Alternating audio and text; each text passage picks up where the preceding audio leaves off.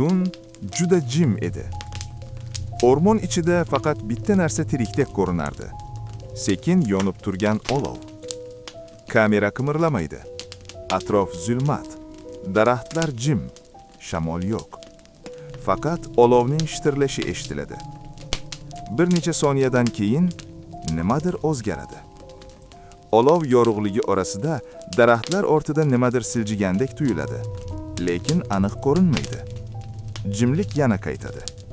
Keyin shivirlagan ovoz. Avval juda past. Kel. Go'yo olov ichidan kelayotgandek. Olov birdan kuchliroq alangalanadi. Shunda yerda soya paydo bo'ladi. Lekin bu soyani hech kim tashlamayapti.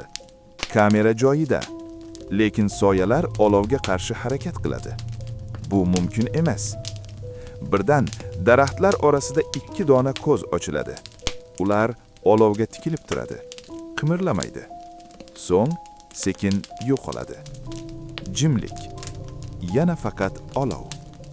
deb o'ylaysan. Ammo oxirgi soniyada olov oldida juda yaqin joyda kimdir allaqachon o'tirgan bo'ladi. U boshini sekin ko'taradi.